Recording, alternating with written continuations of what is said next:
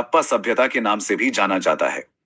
अच्छा, एक बार सोच कर देखिए, एक ऐसी सिविलाइजेशन जिसके शहर आज के कई मॉडर्न शहरों से भी ज्यादा एडवांस्ड और बेहतर प्लान किए गए हों, और फिर वो पूरी की पूरी सभ्यता, वो लोग मानो इतिहास से पूरी तरह गायब हो गए हों। यही तो सबसे बड़ा सवाल है सिंधु घाटी सभ्यता के बारे में। आखिर कौन थे ये लोग और कहां चले गए? तो ये कहानी शुरू कहां से होती है? ये दुनिया की 3 सबसे पुरानी सभ्यताओं में से एक है। लेकिन कमाल की बात यह है कि सदियों तक ये गुमनाम रही। इसकी खोज की कहानी भी बड़ी मजेदार है। सोचिए, 1800 के दशक में रेलवे लाइन बिछाने वाले मजदूरों को कुछ पुरानी ईंटें मिलती हैं। उन्हें लगा ये बस मामूली ईंटें हैं और उन्होंने उन्हें इस्तेमाल भी कर लिया। पर उन्हें क्या पता था कि वो एक पूरी खोई हुई दुनिया की नींव पर काम कर रहे थे। इसकी असली खोज तो दशकों बाद 1921-22 में जाकर शुरू हुई। और ये कोई छोटी मोटी सभ्यता नहीं थी।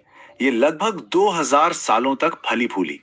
ये आज के पाकिस्तान और उत्तर पश्चिमी भारत के एक बहुत बड़े इलाके में फैली हुई थी। 3300 ईसा पूर्व से लेकर 1300 ईसा पूर्व तक।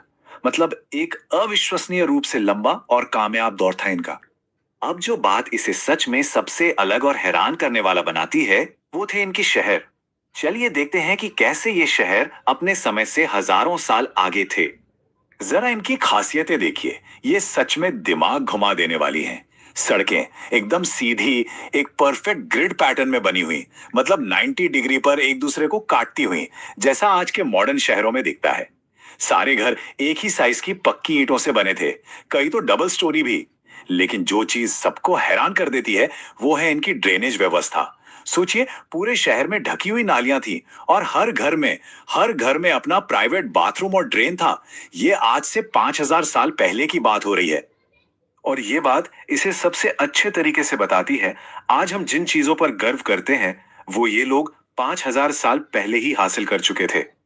ये सिर्फ शहर नहीं थे, ये भविष्य का एक ऐसा ब्लूप्रिंट था जो अतीत में तैयार किया गया था। और इनकी इंजीनियरिंग का एक शानदार नमूना है मोहनजोदड़ो का ग्रेट बाथ। इसे दुनिया का पहला पब्लिक स्विमिंग पूल भी माना जाता है। 12 मीटर लंबा, 7 मीटर चौड़ा। यह ढांचा ऐसी वाटरप्रूफ ईंटों से बना था कि पानी लीक ही नहीं हो सकता था। ऐसा माना जाता है कि इसका इस्तेमाल शायद धार्मिक कामों या किसी खास मौके पर नहाने के लिए होता था, जो एक बहुत ही ऑर्गेनाइज्ड समाज की निशानी है। अच्छा, शहरों की बनावट से आगे बढ़कर अब जरा उन लोगों की जिंदगी में झांकते हैं जिन्होंने इन शहरों को बसाया था। वो अपने पीछे जो सुराग छोड़ गए हैं, वो हमें एक दिलचस्प कहानी बताते हैं। इनकी इकोनॉमी की नींव खेतीबाड़ी थी, गेहूं और जौ जैसी फसलें। पर एक बहुत खास बात यह है कि शायद ये दुनिया के पहले लोग थे जिन्होंने बड़े पैमाने पर कपास उगाया और उससे कपड़ा भी बनाया। और इनका बिजनेस सिर्फ लोकल नहीं था, बल्कि मेसोपोटामिया जैसी दूर की सभ्यताओं तक फैला हुआ था। और पैसों की जगह ये लोग व्यापार के लिए खूबसूरत नक्काशी वाली मोहरों यानी सील्स का इस्तेमाल करते थे। उनकी कला हमें उनकी दुनिया की एक अनोखी झलक दिखाती है। कांसे से बनी डांसिंग गर्ल की मूर्ति, या फिर प्रीस्ट किंग की वो शांत सी मूर्ति, और वो छोटी छोटी मोहरें जिन पर जानवरों की तस्वीरें हैं, जैसे कि यूनिकॉर्न, बैल, बाघ। ये सब उनकी कमाल की कारीगरी को दिखाते हैं। सबूत ये भी बताते हैं कि उनकी जिंदगी में म्यूजिक, खेल और जानवरों को पालने का भी बड़ा रोल था। तो चलिए अब वापस उस सबसे बड़े सवाल पर आते हैं जो आज भी इतिहासकारों के लिए एक पहेली है। आखिर इस महान सभ्यता का अंत हुआ कैसे? उनका जो सबसे बड़ा राज है, वो उनकी लिखाई में, उनकी लिपि में बंद है। उन्होंने अपनी एक लिखने की कला विकसित की थी, पर दिक्कत यह है कि आज तक हम उसे पढ़ ही नहीं पाए हैं। 400 से भी ज्यादा इतने अलग अलग सिंबल्स मिले हैं इनकी लिखावट में, लेकिन आज तक कोई भी इन्हें डी कोड नहीं कर पाया है। एक बार सोचिए, अगर ये लिपि पढ़ ली गई तो इतिहास के न जाने कितने राज खुल जाएंगे। पर तब तक इनकी अपनी कहानी, इनकी अपनी आवाज पूरी तरह से खामोश है। तो फिर सवाल वही है, इतनी एडवांस सोसाइटी आखिर खत्म कैसे हो गई? इसको लेकर कई थ्योरीज हैं। कुछ कहते हैं कि क्लाइमेट चेंज की वजह से सिंधु नदी या तो सूख गई या उसने अपना रास्ता बदल लिया। एक थ्योरी ये भी है कि शायद कोई बड़ी महामारी फैल गई हो। लेकिन ज्यादातर एक्सपर्ट्स अब ये मानते हैं कि इसका अंत किसी एक वजह से अचानक नहीं हुआ, बल्कि ये एक धीमी प्रक्रिया थी जिसमें सभ्यता धीरे धीरे खत्म होती गई और लोग यहां से कहीं और चले गए। भले ही ये सभ्यता कहीं खो गई, लेकिन इसकी गूंज आज भी हमारे बीच मौजूद है। इनकी विरासत आज भी हमारे लिए बहुत मायने रखती है। उन्होंने हमें एक तरह से समाज का एक स्थायी ब्लूप्रिंट दिया। सिस्टमैटिक शहरी प्लानिंग, पब्लिक साफ सफाई और हाइजीन का कॉन्सेप्ट, पानी का बेहतरीन मैनेजमेंट और एक शांति से रहने वाला ऑर्गेनाइज समाज, ये सारी बातें आज भी किसी भी मॉडर्न सोसाइटी के लिए उतनी ही जरूरी हैं जितनी हजारों साल पहले थी। तो हड़प्पा के लोग अपने पीछे छोड़ गए एकदम परफेक्ट शहर, पर ऐसे शब्द जिन्हें हम पढ़ सकें। और ये बात एक बड़ा सवाल खड़ा करती है, हमारी अपनी सिविलाइजेशन अपने पीछे क्या विरासत छोड़कर जाएगी? कभी सोचा है एक ऐसी सभ्यता के बारे में जो प्राचीन मिस्र जितनी ही विशाल और एडवांस थी, लेकिन जिसकी कहानी आज भी एक गहरे रहस्य में लिपटी हुई है। एक ऐसी दुनिया जिसके राज हजारों सालों से जमीन के नीचे दफन है। तो सवाल ये उठता है कि आखिर कौन थे ये लोग, कैसे जीते थे, और सबसे बड़ा सवाल, वो क्यों और कैसे गायब हो गए। चलिए आज मिलकर इतिहास के इसी सबसे बड़े रहस्य की परतों को खोलने की कोशिश करते हैं। सबसे पहले इस बात को समझना जरूरी है कि हम कितने पुराने वक्त की बात कर रहे हैं। हड़प्पा सभ्यता सिर्फ पुरानी नहीं थी, ये मेसोपोटामिया और मिस्र के साथ दुनिया की तीन सबसे पहली और सबसे बड़ी सभ्यताओं में गिनी जाती थी। मतलब ये कोई छोटी मोटी बस्ती नहीं थी, बल्कि एक बहुत बड़ी ऑर्गेनाइज्ड दुनिया थी जो हजारों सालों तक चली। और जब हम बहुत बड़ी कहते हैं तो इसका मतलब है वाकई में बहुत बड़ी। आज के पाकिस्तान और उत्तर पश्चिमी भारत में इनकी 1400 से ज्यादा बस्तियां खोजी जा चुकी हैं। जरा सोचिए उस जमाने के हिसाब से ये कितना बड़ा पैमाना था। तो इन लोगों के बारे में जो पहला और सबसे बड़ा सुराग हमें मिलता है, वो है उनके शहर। और ये सिर्फ शहर नहीं थे, ये तो अपने समय से हजारों साल आगे थे, भविष्य के महानगर जैसे। ये सुनने में थोड़ा अजीब लग सकता है, पर ये सच है। आज हम जिन चीजों पर गर्व करते हैं, जैसे कि सिटी प्लानिंग और साफ सफाई, वो सब ये लोग 5000 साल पहले ही कर चुके थे। और ये कोई बढ़ा चढ़ा कर कही गई बात नहीं है। आइए देखते हैं कैसे। जरा सोच कर देखिए, उस जमाने में जब ज्यादातर दुनिया बस गांव में रहती थी, हड़प्पा के शहर एक परफेक्ट ग्रिड पैटर्न पर बने थे, बिल्कुल आज के न्यूयॉर्क या चंडीगढ़ की तरह। सड़कें एक दूसरे को 90 डिग्री के एंगल पर काटती थी और हर घर पक्की ईंटों से बना था, जिनका साइज भी एक जैसा होता था। ये उस समय के लिए क्रांतिकारी सोच थी, जो बताती है कि उनकी प्लानिंग कितनी जबरदस्त थी। और जो चीज सबसे ज्यादा हैरान करती है, वो है उनका ड्रेनेज सिस्टम। हर एक घर की अपनी प्राइवेट नाली होती थी, जो सड़क की मेन नाली से जुड़ती थी। ये नालियां सड़कों के किनारे बनी थी, और सबसे जरूरी बात, ये सभी ढकी हुई थी। शहर को साफ रखने का ऐसा कमाल का इंतजाम जो हजारों साल बाद तक दुनिया में कहीं और देखने को नहीं मिला। और बात यहीं खत्म नहीं होती। मोहनजोदड़ो का ग्रेट बाथ, जिसे दुनिया का पहला पब्लिक स्विमिंग पूल भी माना जाता है, वो भी यहीं था। और ये कोई मामूली तालाब नहीं था, इसे वाटरप्रूफ ईंटों से बनाया गया था। उनकी इंजीनियरिंग का एक और बेजोड़ नमूना।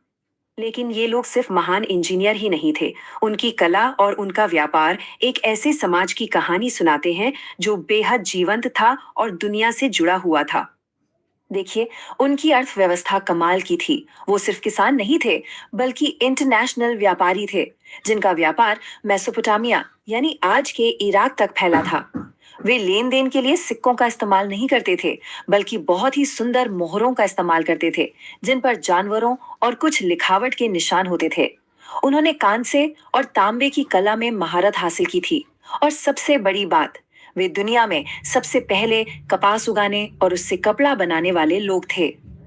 और उनकी कला, मोहनजोदाड़ो से मिली डांसिंग गर्ल की कांस्य मूर्ति या फिर प्रीस्ट किंग की प्रतिमा को देखिए। ये सिर्फ आर्ट के पीस नहीं है, ये उनके समाज, उनके विश्वास और उनकी कला की समझ की एक झलक है, जो हमें उनके जीवन के बारे में बहुत कुछ सोचने पर मजबूर करती हैं। अच्छा, इतना सब कुछ जानने के बाद भी इस सभ्यता के दिल में कुछ ऐसे गहरे रहस्य हैं जो आज भी इतिहासकारों को परेशान करते हैं। एक ऐसा कोड जो आज तक तोड़ा नहीं जा सका है। उनकी सबसे बड़ी पहेली है उनकी लिखावट। हमें 400 से ज्यादा अलग अलग तरह के निशान मिले हैं। ये कोई मामूली चित्र नहीं थे, बल्कि एक तरह से विकसित लिखने का सिस्टम था। लेकिन हम आज तक इसका एक भी शब्द पढ़ नहीं पाए हैं।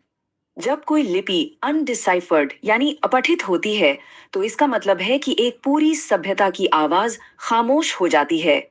इसके बिना हड़प्पा के लोगों की सच्ची मान्यताएं क्या थीं, उनका इतिहास क्या था, उनकी कहानियां कैसी थीं, ये सब कुछ हमेशा के लिए एक राज बनकर रह गया है। तो फिर सवाल उठता है कि इतनी एडवांस सभ्यता का अंत कैसे हुआ। देखिए, एक्सपर्ट्स आज भी इस पर बहस करते हैं, लेकिन तीन मेन थ्योरी सामने आती हैं। पहली, क्लाइमेट चेंज। हो सकता है कि उनकी जीवन देने वाली नदियां सूख गईं या उन्होंने अपना रास्ता बदल लिया। दूसरी, कोई भयानक महामारी। और तीसरी, जिसे सबसे ज्यादा माना जाता है, एक धीमी गिरावट। मतलब ये कोई अचानक हुआ विनाश नहीं था, बल्कि सदियों तक धीरे धीरे शहर खाली होते गए, जिसका कारण शायद इन सभी वजहों का मिला जुला असर था। भले ही ये सभ्यता और इसके शहर वक्त के साथ खत्म हो गए, लेकिन इनकी विरासत, इनकी सीख आज भी हजारों साल बाद हमारे साथ है। तो भले ही हम उनकी भाषा नहीं पढ़ सकते, पर हड़प्पा सभ्यता की विरासत आज भी जिंदा है। एडवांस्ड शहरी योजना, पब्लिक सैनिटेशन का महत्व, पानी का बेहतरीन मैनेजमेंट और एक शांत और संगठित समाज का आइडिया, ये सभी वो सबक हैं जो आज भी उतने ही जरूरी हैं। और अंत में बस एक सवाल, अगर कभी किसी दिन ये रहस्यमयी लिपि पढ़ ली गई, तो क्या हमारा इतिहास बदल जाएगा? क्या हमें उन लोगों की वो कहानियां और उनके वो राज पता चल पाएंगे जो हजारों सालों से खामोश हैं? इसका जवाब शायद भविष्य में छिपा है। सोचिए, इतिहास में एक ऐसा दरवाजा है जिसे हम आज तक पूरी तरह से खोल ही नहीं पाए हैं।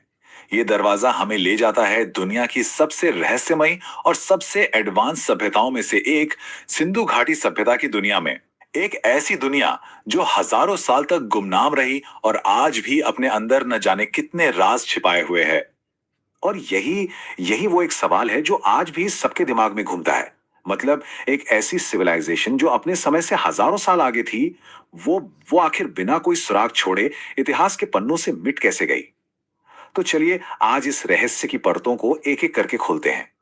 इस सभ्यता की कहानी भी ना बिल्कुल किसी खोए हुए खजाने की खोज जैसी है। ये एक ऐसी दुनिया थी जिसे हम पूरी तरह से भुला चुके थे, जब तक कि एक छोटे से इत्तेफाक ने इसे दोबारा हमारे सामने नहीं ला दिया। हुआ यूं कि 1856 में जब रेलवे लाइन बिछाई जा रही थी, तो मजदूरों को जमीन के नीचे से बेहतरीन पक्की ईंटें मिली। अब उन्हें क्या पता था? उन्होंने सोचा ये नई ईंटें हैं और उनका इस्तेमाल पटरी बिछाने में कर लिया। उन्हें इस बात का जरा भी अंदाजा नहीं था कि वो अनजाने में इतिहास के एक अनमोल खजाने को बर्बाद कर रहे हैं। असली खोज तो इसके कई दशकों बाद 1921-22 में जाकर शुरू हुई। और सबसे दिलचस्प बात पता है क्या है? ये सभ्यता तब फल फूल रही थी जब मिस्र में पिरामिड बनाए जा रहे थे। मतलब, ये दुनिया की 3 सबसे पुरानी शहरी सभ्यताओं में से एक थी, जो लगभग 3300 ईसा पूर्व में शुरू हुई और 1300 ईसा पूर्व तक चली। सोच कर देखिए, ये कितनी कितनी पुरानी बात है। चलिए, अब इस सभ्यता के सबसे सबसे हैरान कर देने वाले पहलू को देखते हैं, और वो हैं इनके शहर, जो आज के मॉडर्न सिटीज के लिए भी एक मिसाल है, एक ब्लूप्रिंट है। और ये बात बिल्कुल सच है। आज हम स्मार्ट सिटी और सस्टेनेबल लिविंग की बड़ी बड़ी बातें करते हैं ना, लेकिन सिंधु घाटी के लोगों ने तो ये सब हजारों साल पहले ही कर दिखाया था। उनकी अर्बन प्लानिंग और इंजीनियरिंग उस जमाने के हिसाब से तो अविश्वसनीय थी। उनके शहर कोई भूल भुलैया नहीं थे। सड़कें एकदम सीधी, एक दूसरे को 90 डिग्री पर काटती थीं, जिसे ग्रिड पैटर्न कहते हैं। सारे घर एक ही साइज की पक्की ईंटों से बने थे, और ये सुनिए, हर घर में अपना बाथरूम और पानी के लिए कुआं होता था। और सबसे बड़ी बात, पूरे शहर में ढकी हुई नालियों का एक कमाल का नेटवर्क था। मतलब, साफ सफाई को वो लोग बहुत ज्यादा महत्व देते थे। और उनकी इंजीनियरिंग का सबसे शानदार उदाहरण है मोहनजोदड़ो का विशाल स्नानागार, या द ग्रेट बाथ। ये सिर्फ कोई तालाब नहीं था, बल्कि उस समय का एक तरह का कम्युनिटी सेंटर था, जिसे शायद किसी खास धार्मिक या सामाजिक मौकों के लिए इस्तेमाल किया जाता होगा। इसका साइज ही अपने आप में कमाल है। 12 मीटर लंबा और 7 मीटर चौड़ा। और इसे ऐसी ईंटों और नेचुरल टार से बनाया गया था कि पानी की एक बूंद भी लीक ना हो सके। ये उनकी बेहतरीन टेक्नोलॉजी का एक जीता जागता सबूत है। तो ठीक है, उनके शहर तो बड़े आधुनिक थे, लेकिन उन शहरों में रहने वाले लोग कैसे थे? उनकी इकोनॉमी, आर्ट और कल्चर कैसा था? चलिए जो सुराग हमें मिले हैं उनसे उनके जीवन की एक तस्वीर बनाने की कोशिश करते हैं। देखिए, वो सिर्फ अच्छे इंजीनियर ही नहीं बल्कि बड़े काबिल व्यापारी भी थे। उनका व्यापार मेसोपोटामिया तक फैला हुआ था। ये दुनिया में कपास उगाने और उससे कपड़ा बनाने वाले पहले लोग थे। उन्होंने तांबे और कांसे जैसी धातुओं पर भी महारत हासिल कर ली थी, जिसका सबसे बड़ा सबूत है डांसिंग गर्ल की वो मशहूर मूर्ति। और उनकी मोहरों पर यूनिकॉर्न और बैल जैसे रहस्यमयी जानवरों के चित्र मिलते हैं, जो उनकी कला और कल्पना की कहानी कहते हैं। तो हमने उनके शहरों और जीवन के बारे में तो जान लिया, लेकिन अब हम इस कहानी के सबसे बड़े रहस्यों पर आते हैं। दो ऐसी पहेलियां जिन्हें आज तक कोई कोई भी सुलझा नहीं पाया है। सबसे बड़ा रहस्य है उनकी भाषा। हमें 400 से ज्यादा अलग अलग चिन्हों वाली एक पूरी लिखावट मिली है, लेकिन आज तक कोई भी ये नहीं समझ पाया है कि इसका मतलब क्या है। ये दुनिया की उन कुछ प्राचीन लिपियों में से एक है जो आज भी एक अनसुलझी पहेली है। जरा सोचिए, अगर किसी दिन हम इस लिपि को पढ़ने में कामयाब हो गए तो सिंधु घाटी सभ्यता के बारे में हमारी पूरी समझ ही बदल सकती है। क्या पता हमें इतिहास की किताबें दोबारा लिखनी पड़ जाएं। और दूसरा बड़ा रहस्य है उनका अंत कैसे हुआ। पहले माना जाता था कि शायद किसी हमले की वजह से ये सभ्यता खत्म हो गई, लेकिन अब ज्यादातर एक्सपर्ट ये मानते हैं कि इसका पतन धीरे धीरे हुआ और इसकी सबसे बड़ी वजह शायद थी क्लाइमेट चेंज। हो सकता है नदियां सूख गईं, खेती बर्बाद हो गई और लोग धीरे धीरे इन शहरों को छोड़कर चले गए। ये कोई एक दिन की घटना नहीं थी, बल्कि सदियों तक चलने वाली एक धीमी प्रक्रिया थी। सिंधु घाटी सभ्यता भले ही आज एक रहस्य हो, लेकिन ये हमारे लिए कई सबक छोड़ जाती है। हाँ, उनकी लिपि खामोश है और उनके शहर वीरान हैं। फिर भी वो हमें अर्बन प्लानिंग, सफाई और वाटर मैनेजमेंट के बारे में बहुत कुछ सिखाते हैं। तो सबसे बड़ा सवाल यही है कि क्या हम 5000 साल पुरानी इस सभ्यता के ब्लूप्रिंट से आज की दुनिया को बेहतर बनाने के लिए कुछ सीख सकते हैं। ये एक ऐसी दुनिया की कल्पना करते हैं जहां इंसान थे ही नहीं, जहां वक्त के मायने ही अलग थे। आज हम उसी दुनिया की कहानी में उतरने वाले हैं, उस जमीन की कहानी जिसे आज हम सब भारत कहते हैं। एक ऐसी भूमि जो सच पूछो तो आग और धूल के एक तूफान से पैदा हुई थी। और ये जो कहानी है ना, ये किताबों में नहीं मिलती। ये लिखी है पहाड़ों की दरारों में, जमीन की गहरी परतों में।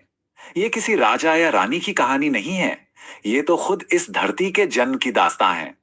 तो चलिए वक्त में बहुत बहुत पीछे चलते हैं और इस कहानी का पहला पन्ना पलटते हैं, वहां जहां हमारे प्लेनेट का जन्म हुआ था, एक जबरदस्त शुरुआत के साथ। सोच के देखिए, लगभग 4.5 अरब साल पहले गैस और धूल का एक घूमता हुआ बादल, उसमें आग लगी और जन्म हुआ हमारी पृथ्वी का। फिर करोड़ों सालों तक ये बस आग का एक दहकता हुआ गोला थी।